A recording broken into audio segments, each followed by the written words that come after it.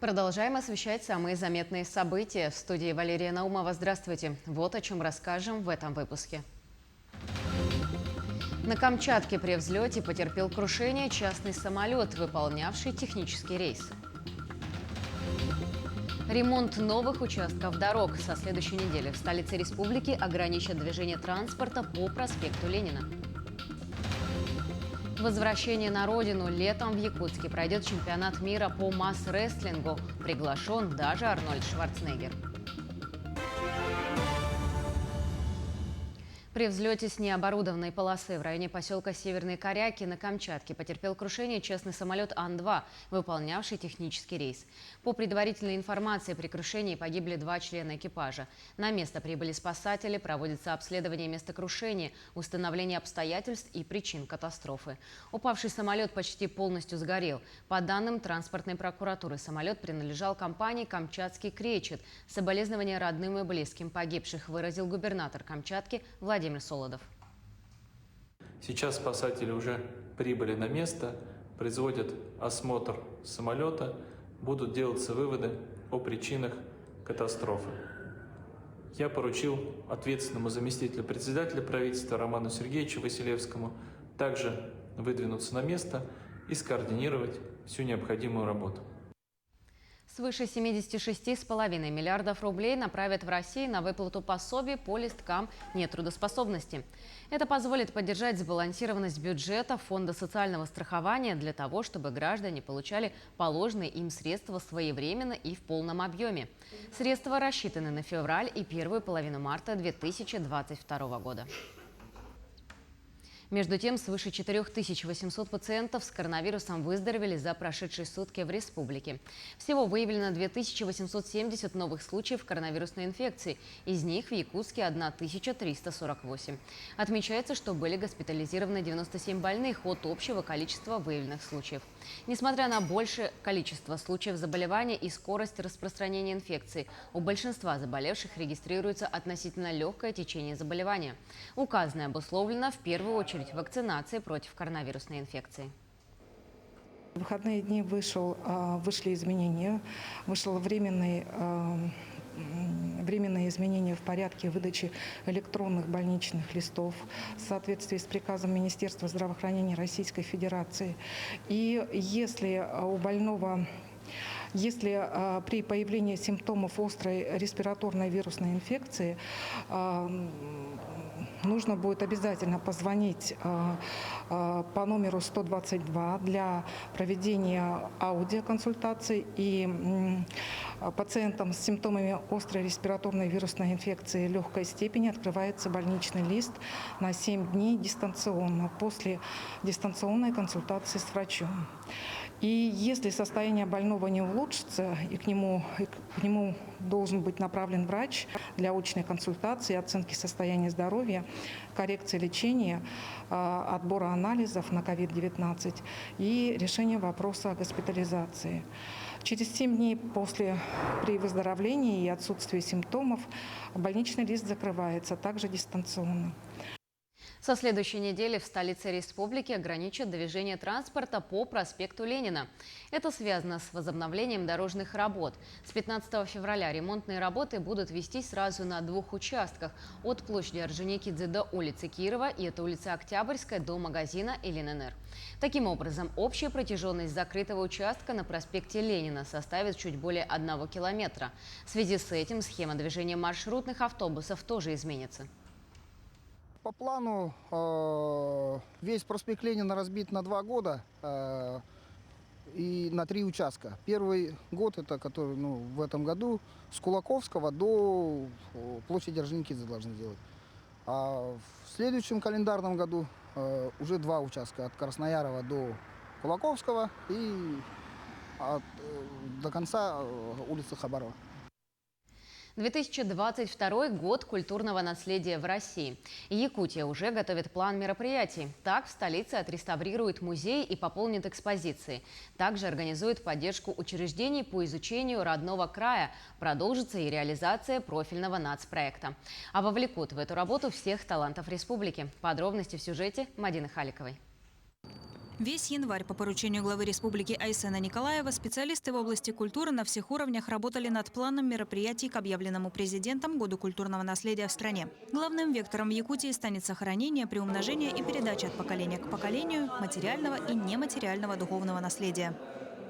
Те мероприятия и события, которые включены в план мероприятий, они подчиняются этой генеральной идеи, цели. Достаточно много интересных проектов, и новые, и старые проекты получают новое развитие.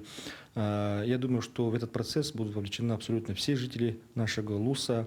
У нас много очень творческих коллективов в нашей республике, которые проявляют активную жизненную позицию в развитии нашей республики, и все они будут задействованы в проведении Года культурного наследия.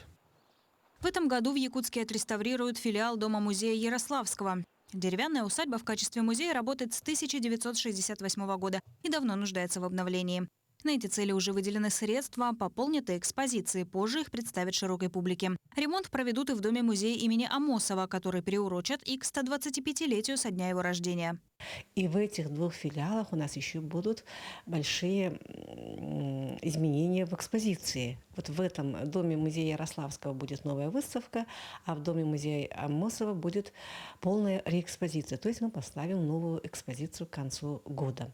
Кроме этого, в этом году у нас как никогда предусмотрены большие финансовые вливания на реставрационные работы. Реставрация – это как раз сохранение культурного наследия. Также поддержат и народных мастеров Якутии. Их работы выкупят в галерее и музее республики для пополнения своих коллекций. При Минкульте работает художественный совет, который выберет экспонаты для приобретения. В этом году продолжена практика и приняты новые нормативы финансирования объектов. Это приобретение нашими всеми музеями по нормативу, ценностей, которые художники сотворили, которые сделали народные мастера. То есть у наших музеев появится возможность выкупа у мастеров экспонатов, которые будут иметь художественную ценность. Также такие деньги мы предусмотрели для галереи «Семяк». Сумма предусмотрена для приобретения у народных мастеров – это 3 миллиона, и 14 миллионов с лишним мы предусмотрели для музейных экспонатов.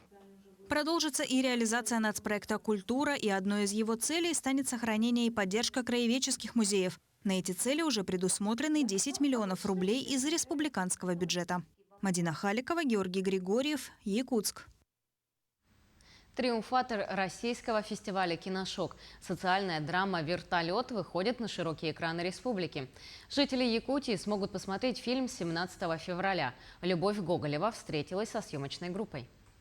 Фильм «Вертолет» – один из ожидаемых кинофильмов этого сезона. Об этом говорят интерес зрителей к первой работе народного любимца, певца Иннокентия Васильева Легентей, как сценариста и продюсера. Победа в «Киношоке» и все 4 главных приза кинофестиваля, опытная команда во главе с режиссером Михаилом Лукачевским, оператором Семеном Аманатовым, вторым режиссером Любовью Борисовой. Только их имена – это уже знак качества. Возникали такие трудности, это финансовые, очень много менялось в сценарии картина. И в 2021 году все это завершили работу. Я рад тому, что все это завершилось вот так, В течение, конечно, долгого времени все это делалось, но результат есть. И я, и команда очень горды этой работой. Каждый новый якутский фильм в республике – это большое культурное событие. Ждут все, и стар, и млад. А в последние годы с нетерпением труды якутских кинематографистов ждут и российские кинокритики. Вот и на «Киношоке» работу Лукачевского сравнили с фильмом «Выживший» Алехандро Иньярриту. Наша фишка в том, что мы показываем всегда правду, А даже наши актеры даже не играют, они живут, они существуют. И мне кажется, в этом наша фишка, допустим. Допустим, российские фильмы там больше играют, Там много артистичности, там больше разных театральных и кинематографических приемов используют. А у нас чисто правда, чисто мы проживаем историю, и этим она больше, мне кажется, нравится критикам. Сценарий основан на реальных историях, а сам образ главного героя собирательный. И в нем вся жизнь земляков автора. Творческая команда высоко оценила первую работу сценариста. Он был очень искренен и хотел рассказать о наболевшем, о проблемах Севера, о том, о чем он очень хорошо знает. И вот была такая миссия, очень такая благородная, поднять проблематику Севера и как-то помочь этим людям. Поэтому мы все согласились. И поэтому, я думаю, в итоге фильм получился. И надо посмотреть. Главные роли исполняют Гаврил Минкяров и Инга Леонова. Они прошли настоящее испытание холодом и рисковали своим здоровьем. Например, момент переправы через речку снимали несколько раз. Это было весной. Я заходила в ледяную воду, прям до талии. И оттуда меня вытаскивали и укрывали шкурой оленя. И вот это вот момент был вообще страшно холодно.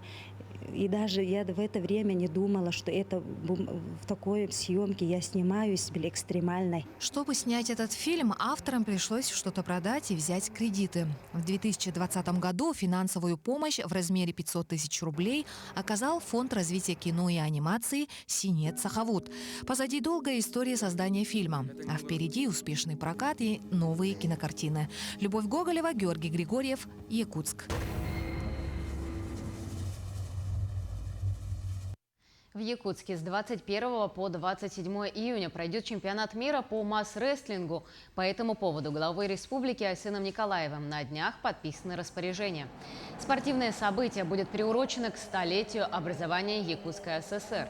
Чемпионат пройдет в Центре спортивной подготовки «Триумф», а абсолютное первенство в местности Усть-Хатын во время национального праздника Эсэх. До этого чемпионат мира дважды принимал Якутск, один раз Кыргызстан. И этим летом масс-рестлинг в третий раз пройдет на своей родине. В прошлый раз в чемпионате участвовало 39 стран, на сегодня заявлено 31. К моменту проведения их станет еще больше. Также организаторы ожидают всемирно известного атлета Арнольда Шварценеггера. Приглашение отправлено. Масс-рестлеры оспорят медали по 14 весовым категориям. Самые конкурентные веса. Например, нам оказывают сопротивление киргизские спортсмены. Это в легких и средних весовых категориях 60, 65, 70, 75. Ну и европейские, американские спортсмены в тяжелых весах, например, до 105, 120, до 125 и свыше могут тоже оказать сопротивление. И женщины особенно, они очень сильны, до 75, 85 и свыше. На этом у нас все. До новых встреч в эфире.